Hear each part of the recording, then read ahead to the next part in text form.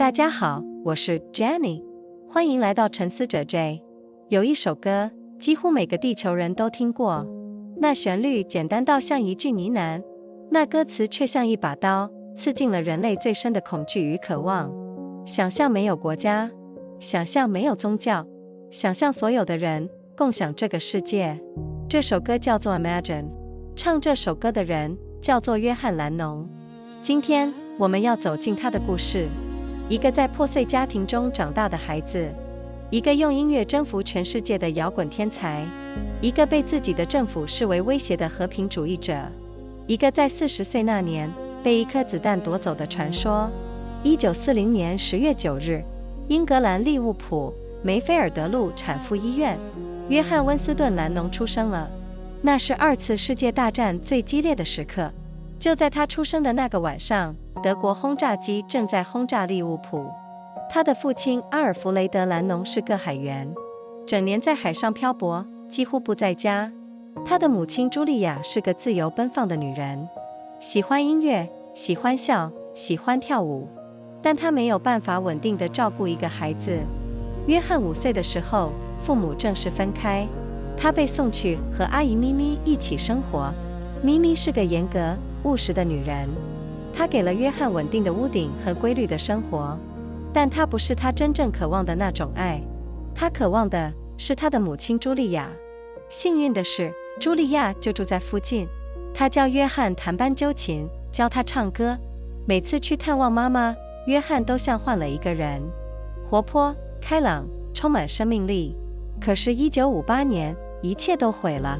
那年7月15日的下午，茱莉亚在路上被一辆失控的汽车撞倒，那个司机是个喝醉的警察，茱莉亚当场不治。约翰那年17岁，他失去了他的母亲，也失去了他心中那个音乐和笑声的世界。这个伤口从来没有真正愈合。他后来说，他的一生都在试图找回那个被夺走的母爱，但在悲剧之前，有一个人已经出现在他生命中了。那个人叫做保罗麦卡尼。1957年，约翰蓝儂正在带领一支叫做采石工人的青少年乐队。那年7月6日，在利物浦一个教堂的夏日庆典上，他第一次见到了保罗麦卡尼。保罗比他小2岁，却能记住所有歌词，还会弹吉他。约翰当下就决定邀请他加入乐队，后来又加入了乔治·哈里逊和林戈·史达。他们把乐队改名为披头四 The Beatles。 这个名字听起来像虫子，也像节拍，带着一点小聪明和恶作剧的气息。那正是约翰蓝儂的风格。利物浦的街头培养了他们，汉堡的俱乐部磨砺了他们。他们每天演出好几个小时，周复一周，年复一年。到后来，他们每次上台前就像上了发条的机器，精准、爆发，浑然天成。1963年，披头四在英国爆红。到了1964年2月，他们踏上美国的土地，那是一个改变历史的时刻。他们在甘乃迪机场降落，迎接他们的是7000个疯狂的歌迷。3天后，他们登上艾德苏利文秀，全美7300万人守在电视机前观看，那是美国电视史上最高的收视纪录之一。披头四热潮席卷世界，女孩们为他们疯狂，男孩们模仿他们的发型。他们的唱片卖出几亿张，他们所到之处，万人空巷。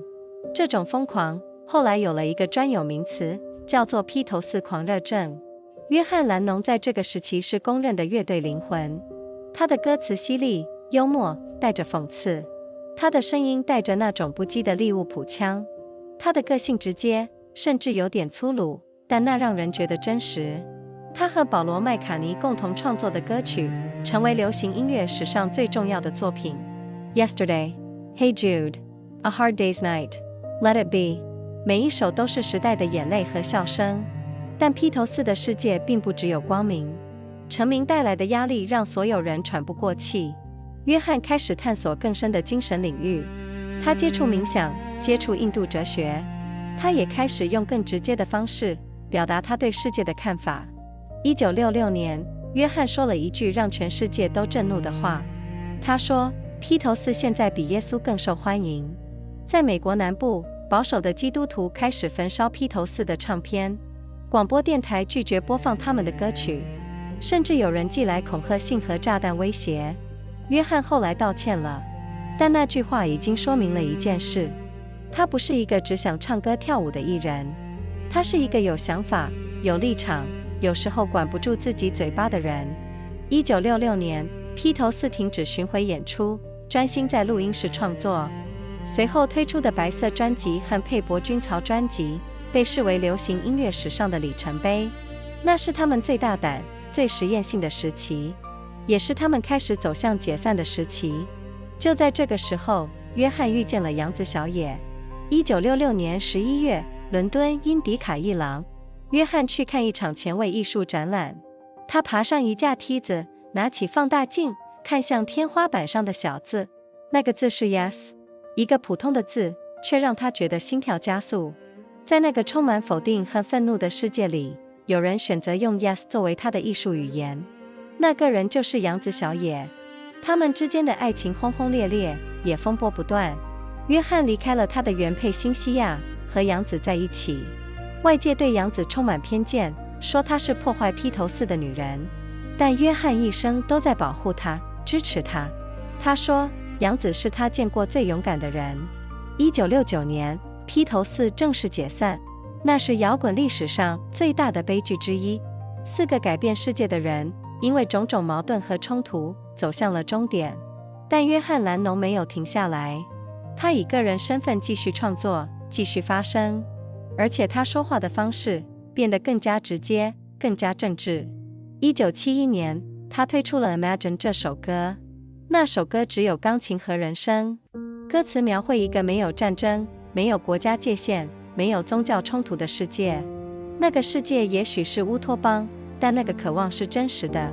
这首歌后来被联合国选为千禧年的象征歌曲，被无数次翻唱，在无数次战争、灾难和丧礼上响起，成为20世纪最伟大的歌曲之一。约翰移居纽约之后，积极投入反越战运动，他组织示威，发表声明，甚至拒绝在美国乖乖待着。尼克森政府开始秘密监视他，试图驱逐他出境。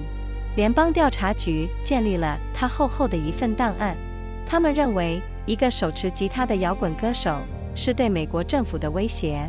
那是一段艰难的日子，法律诉讼、个人危机、公众压力。约翰和杨子一度分居，他陷入酗酒和情感的混乱，但他们终究重归于好。1975年，他们的儿子西恩·蓝儂出生。约翰选择成为一个全职的奶爸。他说，他想给这个孩子自己从来没有得到的父爱。那是他一生中最平静的5年。他烤面包，他带西恩去公园，他画画，他写日记。他慢慢从公众视野中淡出，很多人以为他就这样退休了。但1980年，他回来了。他和杨子共同推出新专辑，叫做《双幻想曲》。那是一张关于爱、关于家庭、关于新开始的专辑。约翰说，他终于找到了生命中真正重要的东西。可是时间不等人。1980年12月8日，星期一，约翰和杨子从录音室录音回家。晚上10点49分，在自家公寓达科他大楼的门口，马克·大卫·查普曼，一个他那天早些时候刚签过名的歌迷，掏出手枪，向约翰连开5枪，4发子弹射中了他的背部和肩膀。约翰被紧急送往罗斯福医院，但他在抵达医院后不久就宣告不治。那年他40岁，全世界陷入震惊和哀悼。在利物浦，在纽约，在东京，在北京，在每一个曾经有人唱过 Imagine 的地方，人们聚集在一起，点上蜡烛，唱那首歌。约翰蓝儂死了，但那个声音没有死。我们怎么理解约翰蓝儂这个人？他不是圣人，他会伤害身边的人，他会说出让人震惊的话。他对儿子朱利安的亏欠成为他一生的遗憾。他身上有很多矛盾，很多黑暗面，但他也是一个从破碎中长出来的人。一个失去母亲的少年，用音乐建造了一个新的母亲。那个母亲叫做音符，叫做旋律，叫做那些在深夜里播放的歌。他用他的痛苦换来了世界的共鸣。他说过一句话，值得我们一遍又一遍的咀嚼。他说，生活是你忙着做其他计划时发生的事。那句话听起来简单，却像一把钥匙。他告诉我们，此刻的呼吸比明天的计划更珍贵。此刻和你爱的人在一起，比追逐遥远的梦想更真实。约翰·蓝儂用40年的生命，走了一条不寻常的路，从利物浦的街头到百老汇的达科他大楼，从一个渴望母爱的孩子到一个希望全人类放下武器的歌手。他的一生就是一首长长的诗，有韵律，有破格，有高潮，有终止符。今天，距离他离开这个世界已经过去了几十年，但只要有人打开收音机，只要有人在浴室里哼起那个旋律，约翰就还在。他从来没有真正离开。Imagine， 只需要一个字就够了。谢谢你今天陪着 Jenny 一起认识了约翰·蓝儂，我们下次见咯。Hello everyone, I'm Jenny. Welcome to Thinker J. There is a song that almost every person on this planet has heard. Its melody is so simple it feels like a whisper. Its lyrics cut straight to the heart of what human beings fear most and long for most. Imagine there are no countries. Imagine there is no religion. Imagine all the people sharing all the world. That song is called Imagine. The man who sang it was named John Lennon. Today we are walking into his story. A boy who grew up in a broken home. A rock and roll genius who conquered the entire world with music. A pacifist whom his own government considered a threat. A legend who was taken away by a bullet at the age of 40. October 9, 1940. Liverpool, England. Mayfair Road Maternity Hospital. John Winston Lennon came into the world. It was one of the fiercest moments of the Second World War. On the very night he was born, German bombers were striking Liverpool. His father, Alfred Lennon, was a merchant sailor. He was away at sea for most of the year, rarely home. His mother, Julia, was a free-spirited woman. She loved music, she loved to laugh, she loved to dance. But she was not able to provide the kind of stable care a child needed. When John was 5 years old, his parents formally separated. He was sent to live with his Aunt Mimi. Mimi was a strict and practical woman. She gave John a stable roof over his head and a regular life. But she was not the kind of love he truly craved. The love he craved was his mother, Julia. Fortunately, Julia lived nearby. She taught John to play the banjo, taught him to sing. Every time he went to visit his mother, John seemed like a different person. Lively, cheerful, full of energy. But in 1958, everything was shattered. The afternoon of July 15th of that year, Julia was crossing a street when she was struck by a car that had lost control. The driver was an off-duty police officer who had been drinking. Julia died at the scene. John was 17 years old. He lost his mother. He also lost the world of music and laughter she had given him. That wound never truly healed. He later said that his entire life was an attempt to find back the mother love that had been taken from him. But before that tragedy, someone had already walked into his life. That person was Paul McCartney. In 1957, John Lennon was leading a teenage skiffle band called the Quarrymen. On July 6 of that year, at a church garden fete in Liverpool, he met Paul McCartney for the first time. Paul was 2 years younger, but he could remember all the lyrics and knew how to play the guitar. John decided on the spot to invite him to join the band. Later, George Harrison and Ringo Starr joined as well. They changed the name of the band to the Beatles. That name sounded like both insects and beats. It carried a spark of cleverness and mischief. That was pure John Lennon. The streets of Liverpool raised them. The clubs of Hamburg forged them. They played for hours every day, week after week, year after year. By the time they took the stage, they were like perfectly wound machines. Precise, explosive, and utterly natural. In 1963, the Beatles exploded in Britain. By February 1964, they landed on American soil. It was a moment that changed history.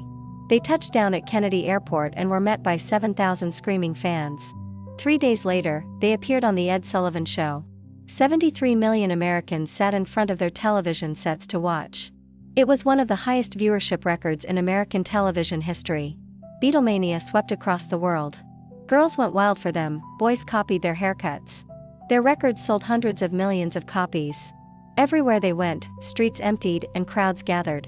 This kind of madness eventually got its own name, Beatlemania. During this period, John Lennon was widely recognized as the soul of the band. His lyrics were sharp, funny, and laced with irony. His voice carried that raw Liverpool edge. His personality was blunt, sometimes even abrasive, but that made him feel real. The songs he and Paul McCartney created together became among the most important works in the history of popular music. Yesterday, Hey Jude, A Hard Day's Night, Let It Be. Each one was a combination of tears and laughter for an entire generation. But the world of the Beatles was not all brightness. The pressure of fame left everyone struggling to breathe. John began exploring deeper spiritual territory. He engaged with meditation and Indian philosophy. He also started expressing his views on the world in increasingly direct ways. In 1966, John said something that shocked the entire world. He said that the Beatles were now more popular than Jesus Christ. In the American South, conservative Christians began burning Beatles records. Radio stations refused to play their music. Threatening letters and bomb threats arrived in the mail. John eventually apologized. But that statement had revealed something important. He was not simply an entertainer who wanted to sing and dance. He was a person with opinions, with positions, and sometimes with a mouth he could not fully control. Also in 1966, the Beatles stopped touring and devoted themselves entirely to studio recording. The albums that followed, including the White Album and Sgt. Pepper's Lonely Hearts Club Band, are considered milestones in the history of popular music. It was their most daring and experimental period. It was also the period when they began moving toward dissolution. And it was during this time that John met Yoko Ono. November 1966, London. The Indica Gallery. John went to see an avant-garde art exhibition. He climbed a ladder, picked up a magnifying glass, and looked at a tiny word written on the ceiling. The word was yes. A simple word, but it made his heart race. In a world full of negation and anger, here was someone who had chosen yes as the language of her art. That person was Yoko Ono. Their love was passionate and turbulent from the beginning. John left his first wife, Cynthia, to be with Yoko. The public was full of prejudice toward Yoko, blaming her for breaking up the Beatles. But John defended and supported her for the rest of his life. He said Yoko was the bravest person he had ever known. In 1969, the Beatles officially disbanded. It was one of the greatest tragedies in rock history. For people who had changed the world, pulled apart by contradiction and conflict, came to an end. But John Lennon did not stop. He continued to create and to speak out as a solo artist. And the way he spoke became more direct, more political, more urgent. In 1971, he released the song called Imagine. That song featured only piano and voice. The lyrics painted a picture of a world without war, without national borders, without religious conflict. That world may be a utopia, but the longing behind it was completely real. The song was later chosen by the United Nations as a symbol for the new millennium. It has been covered countless times, and has been played at countless wars, disasters, and funerals. It is considered one of the greatest songs of the 20th century. After moving to New York City, John threw himself into the anti-Vietnam War movement. He organized demonstrations, issued statements, and refused to simply sit quietly in America. The Nixon administration began secretly surveilling him and tried to have him deported. The FBI built a thick file on him. They believed that a rock musician holding a guitar was a threat to the American government. Those were difficult years. Legal battles, personal crises, relentless public pressure. John and Yoko separated for a period, and he fell into drinking and emotional chaos. But they eventually reconciled. In 1975, their son John Lennon was born. John chose to become a full-time stay-at-home father. He said he wanted to give this child the father love he himself had never received. It was the most peaceful 5 years of his life. He baked bread, took Sean to the park, drew pictures, and kept a journal. He gradually faded from the public eye. Many people thought he had simply retired. But in 1980, he came back. He and Yoko released a new album together called Double Fantasy. It was an album about love, about family, about new beginnings. John said he had finally found what truly mattered in life. But time does not wait. December 8, 1980. A Monday. John and Yoko were returning home from a recording session. At 10:49 in the evening, outside the entrance of their apartment building, the Dakota, on the Upper West Side of Manhattan, Mark David Chapman, a fan whose copy of the Double Fantasy album John had signed earlier that day, pulled out a handgun. He fired 5 shots at John. 4 bullets struck him in the back and shoulder. John was rushed to Roosevelt Hospital. But he was pronounced dead shortly after arrival. He was 40 years old. The world was plunged into shock and mourning. In Liverpool, in New York, in Tokyo, in every city where someone had ever sung the song called Imagine, People gathered together, lit candles, and sang that song. John Lennon was gone. But that voice was not gone. How do we understand John Lennon as a person? He was not a saint. He hurt the people around him, he said things that shocked the world. His neglect of his son Julian from his first marriage remained a regret he carried for life. He was full of contradictions, full of shadows. But he was also someone who grew out of brokenness. A boy who lost his mother and built a new mother out of music. That mother was called melody, was called rhythm, was called those songs that played in the middle of the night. He traded his pain for the resonance of an entire world. He once said something worth turning over in your mind again and again. He said that life is what happens to you while you are busy making other plans. That line sounds simple, but it works like a key. It tells us that the breath we draw right now is worth more than any plan we make for tomorrow. Being with the people we love in this very moment is more real than chasing distant dreams. John Lennon spent 40 years walking an extraordinary road. From the streets of Liverpool to the Dakota Building in Manhattan. From a boy longing for a mother's love to a singer asking all of humanity to put down its weapons. His life was one long poem. With rhythm, with rupture, with a climax, and with a final punctuation mark that came too soon. Today, decades have passed since he left this world. But whenever someone turns on the radio, whenever someone hums that melody in a quiet room, John is still here. He never truly left. Imagine. Just one word is enough. Thank you for spending this time with Jenny, getting to know John Lennon. See you next time.